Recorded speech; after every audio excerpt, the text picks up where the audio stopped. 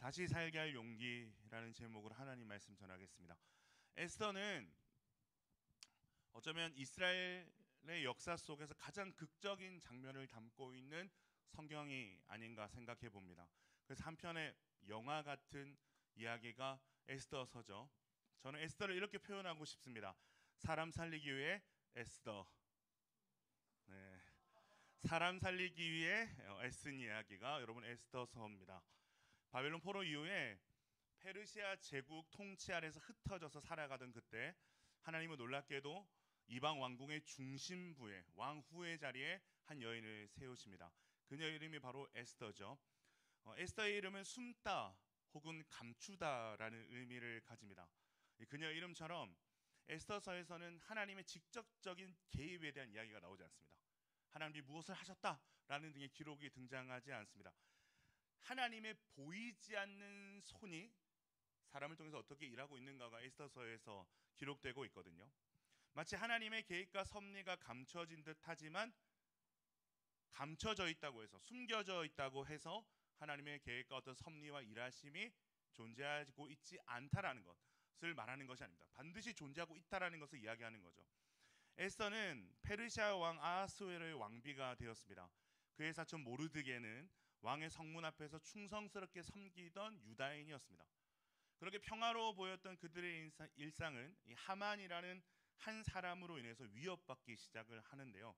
하만은 모르드게가 자신에게 절하지 않았다라는 이유로 분노했고 유다 민족 전체를 멸절하려는 음모를 꾸밉니다.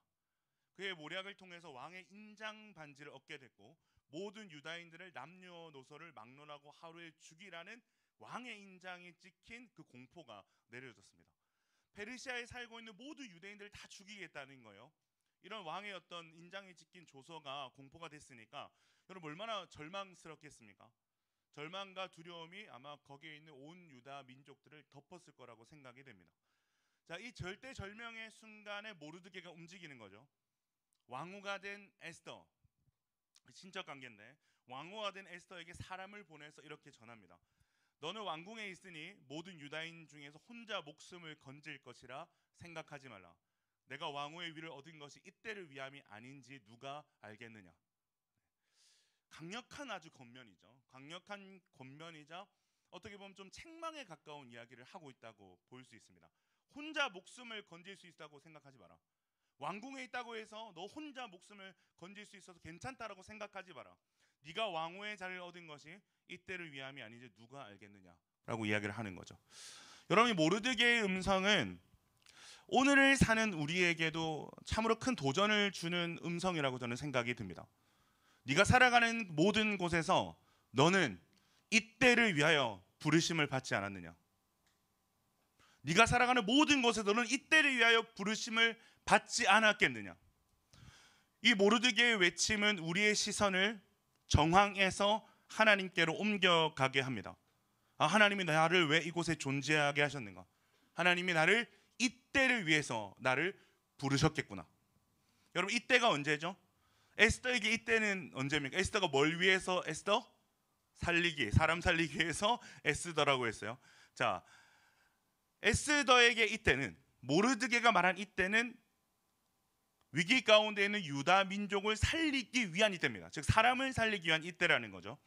에스더는 페르시아에 있는 유대인들을, 그리고 우리는 우리 주위에 예수를 모르며 살아가는 사람들을 살리기 위하여 하나님이 부르시고 보내셨다라는 것을 이 음성 앞에서 우리는 깨달아야 되는 것이죠.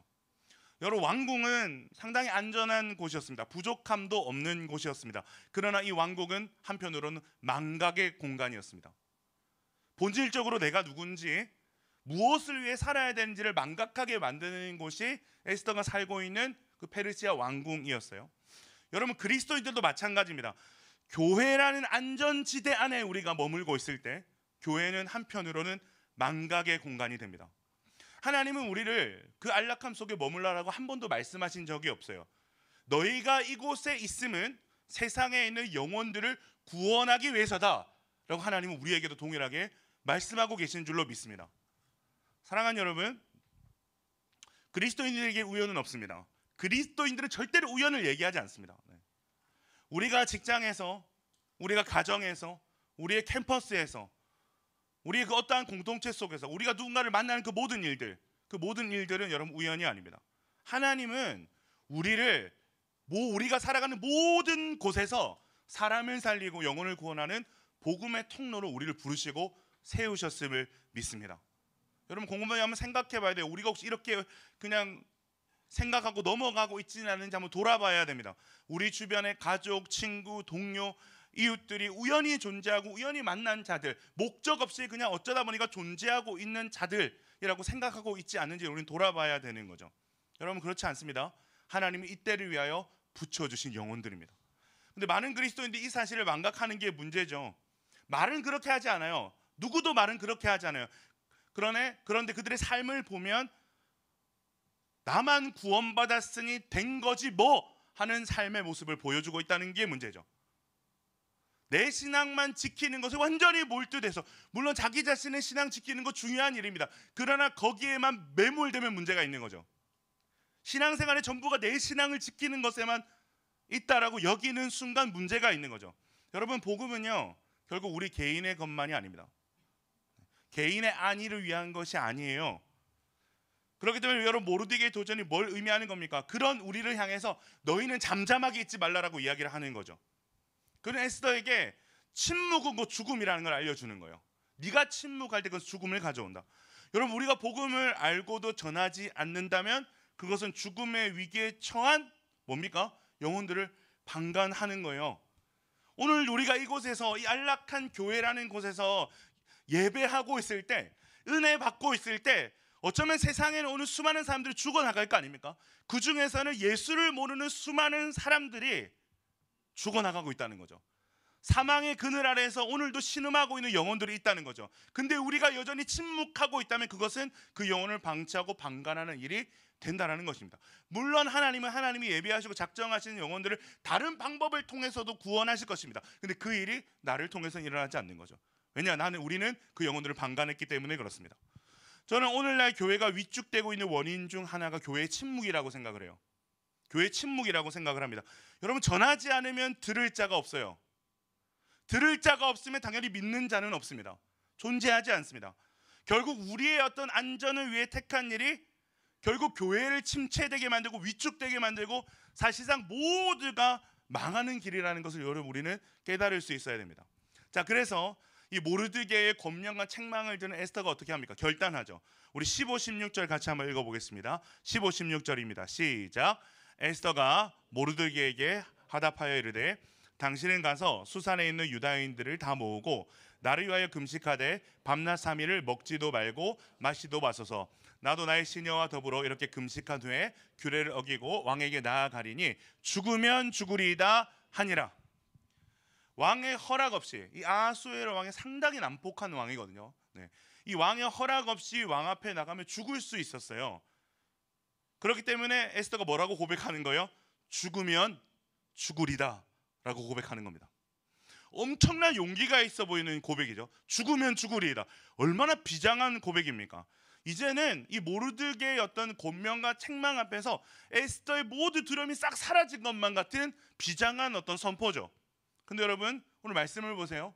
정말 에스더에게 그 모든 두려움이 사라졌을까요? 그의 비장한 고백처럼 그녀 또한 비장한 마음을 갖게 됐을까요? 그렇지 않아요. 그렇지 않습니다. 에스더가 지금 경험하고 있는 건 내 마음에서 막 새롭게 솟아나는 용기가 아니에요. 에스더가 지금 경험하고 있는 게 뭐냐면 시선의 변화입니다. 용기가 아닙니다. 시선의 변화예요. 아, 이 자리가, 왕후의 자리가 진짜 이때를 위함일 수가 있겠구나. 이 유대 백성들을 살리기 위함일 수 있겠구나. 하나님이 이때를 위해서 나를 이 자리에 보내셨을 수 있겠구나. 시선의 변화가 시작되는 거죠. 그렇게 자신의 삶과 자신의 자리에 대한 시선이 변했습니다. 만약에 에스더가 모르드게의 책망과 권면 앞에서 그녀가 엄청난 용기까지 얻었고 비장한 사람으로 한순간에 확 변화가 됐다면 에스더는 바로 왕 앞에 나아갔을 겁니다. 지치 않고 왕 앞에 직진을 했을 거예요. 근데 에스더가 뭘 하죠? 죽으면 죽으리이다라고 막 비장한 선포를 하고 나서 에스더가 뭘 합니까? 기도를 부탁해요. 이 장면 안에 들어가서 자세히 이 본문을 묵상해 보면 에스더가 얼마나 떨면서 기도를 부탁했는지를 우리는 알 수 있습니다.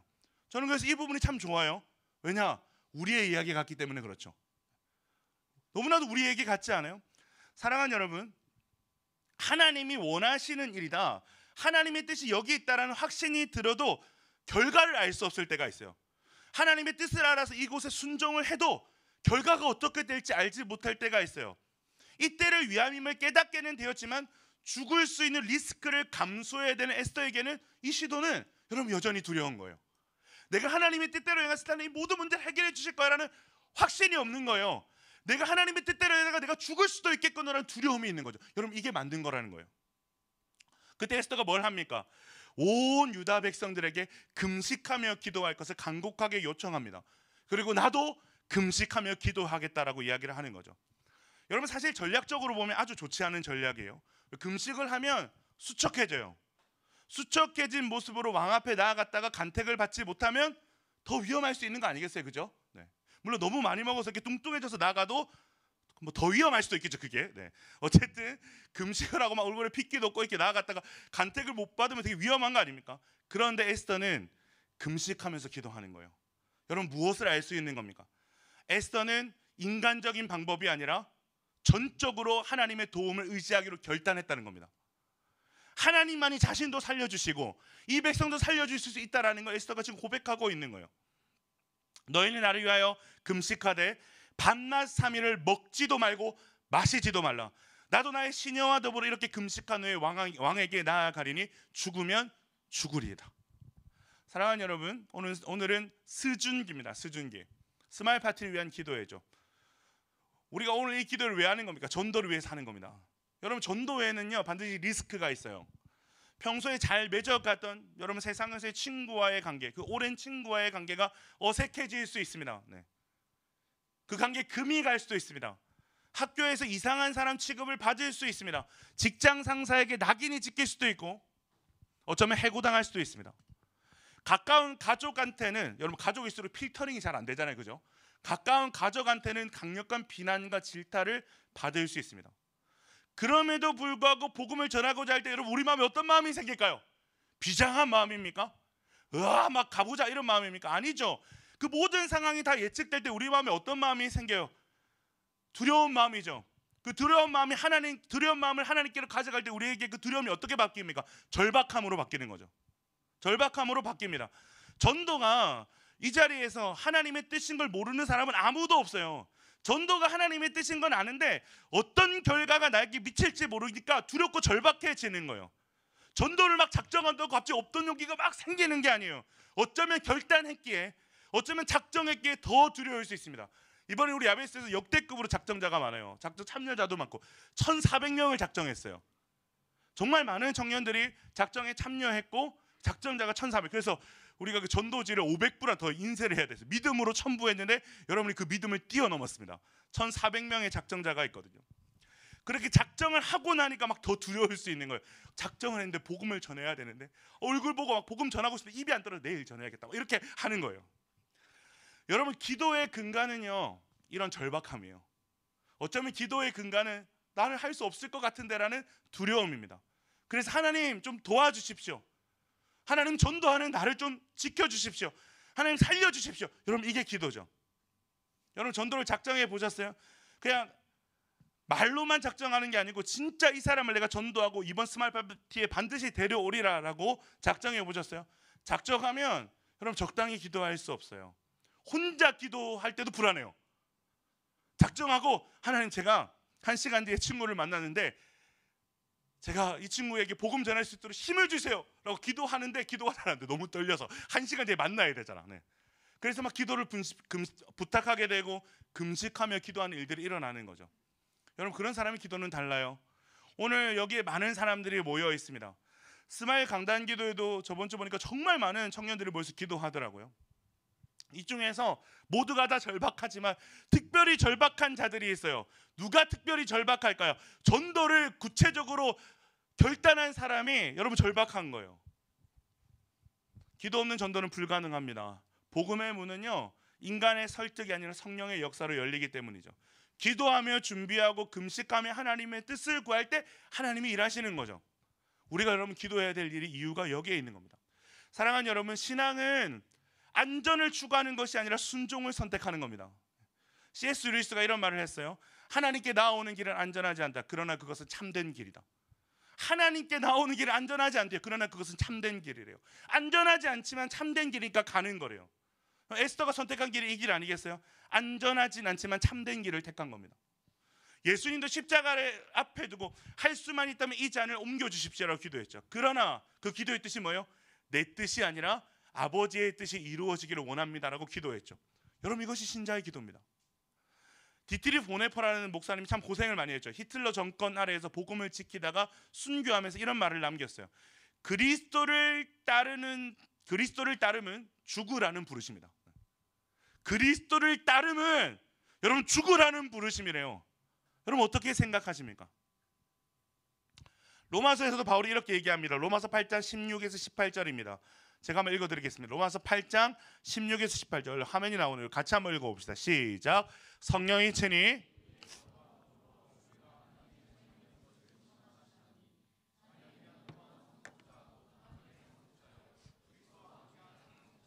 우리가 그와 함께 영광을 받기 위하여 고난도 함께 받아야 할 것이니라.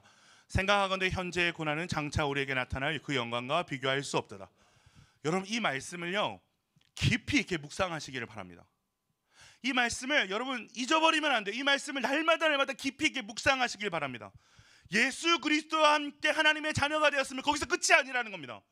구원을 받았으면 거기서 끝이 아니라는 겁니다. 구원을 받았다가 하나님 주님 다시 오시면 와, 다 같이 이렇게 영광에 참여하는 게 아니라는 겁니다.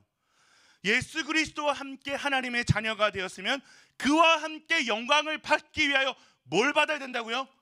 고난을 받아야 된다. 영광을 받기 위해 반드시 전제되는 게 있어요. 고난을 받아야 된다. 고난 없는 영광은 없다라는 거예요. 사랑하는 여러분, 우리는 어떻습니까? 우리는 그리스도와 함께 받는 고난은 도외시하면서 그분의 찬란한 영광만을 구하고 있지는 않습니까? 그렇다면 이 고난은 어떤 고난인가? 여러분, 살리기 위한 고난입니다. 예수님이 이 땅에 오신 목적이 뭐죠? 살리기 위함입니다.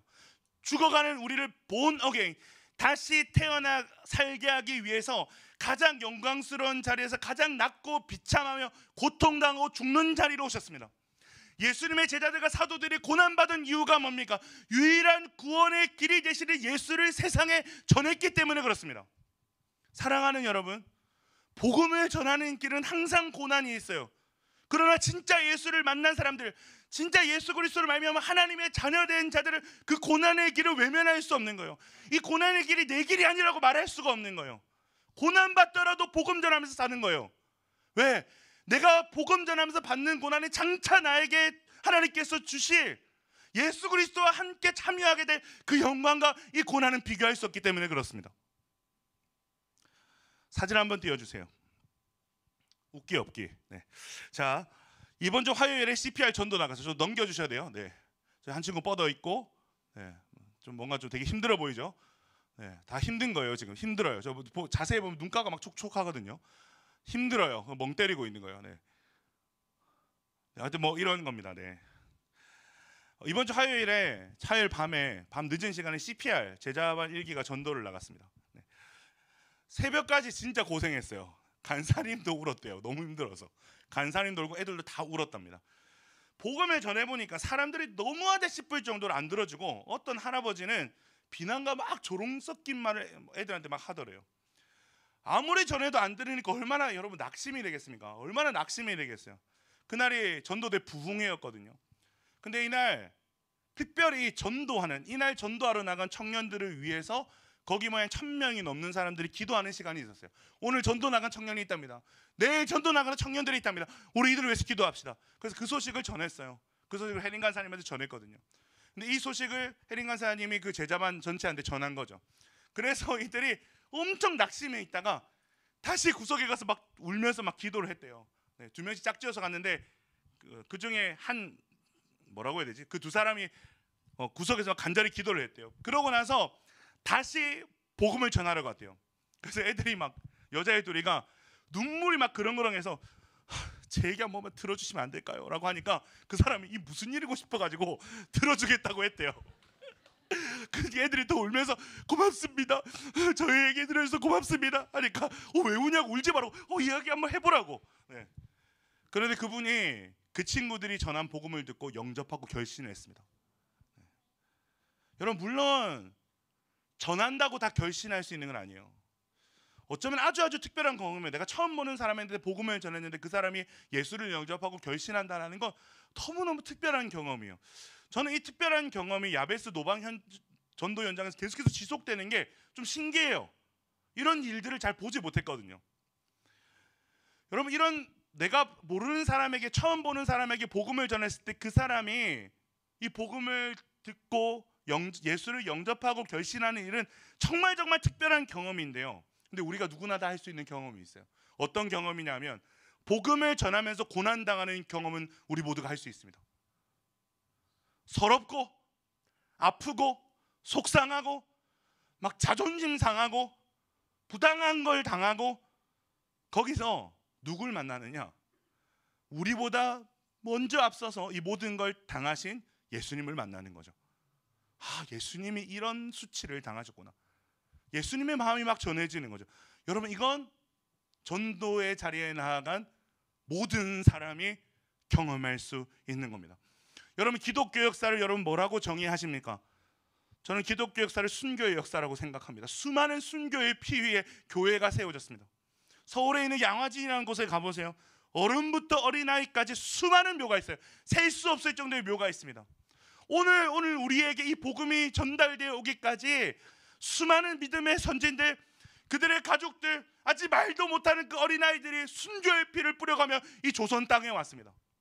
지금도 세계 곳곳에서 복음 전하다가 핍박받고 죽임당하는 그리스도인들이 정말 많습니다. 여러분, 복음 전하다가 고난당하고 죽어가는 우리의 동력자들이 지금도 세계 곳곳에 얼마나 많은지 모르겠어요.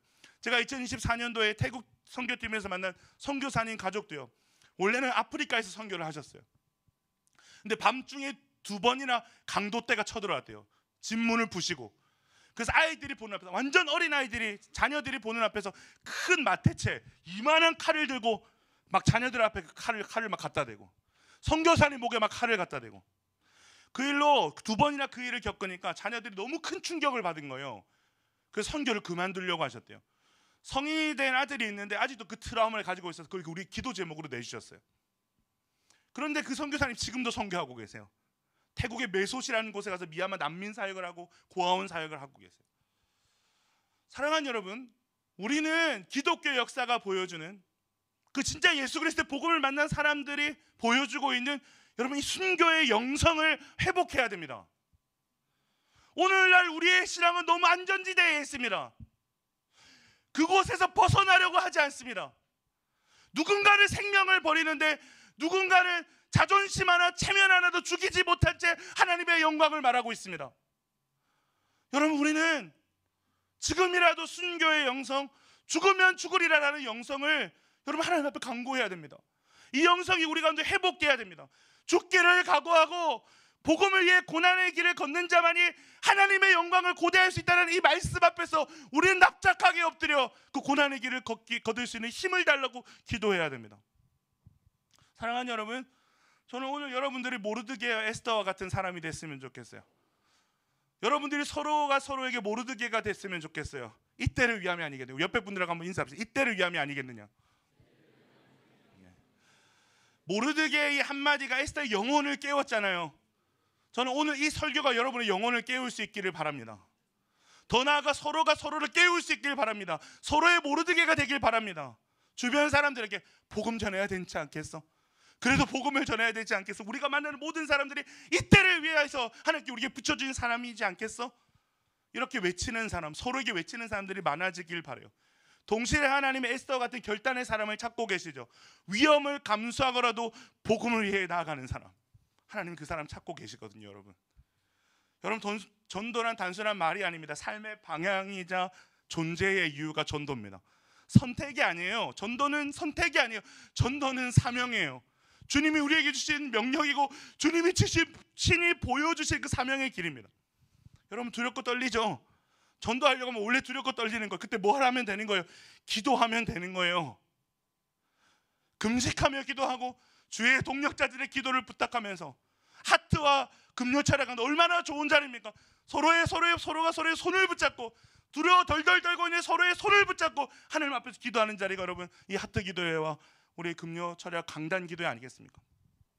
저는 바라요. 저는 늘 바래요. 전도 축제가 다가오고 스마일 파티가 다가오면 행사가 제발 되지 않으면 좋겠다. 행사가 제발 되면 안 되겠다.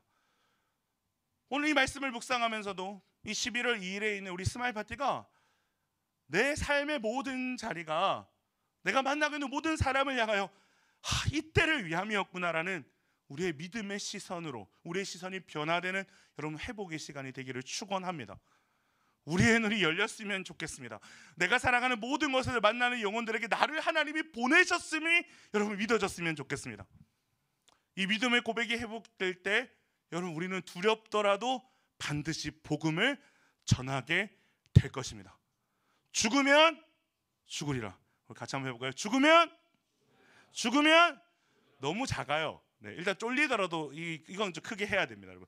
죽으면 여러분 이 결단이 우리 모두의 결단이 되길 주님의 이름으로 축원드립니다. 다 함께 일어나서 찬양하십시다.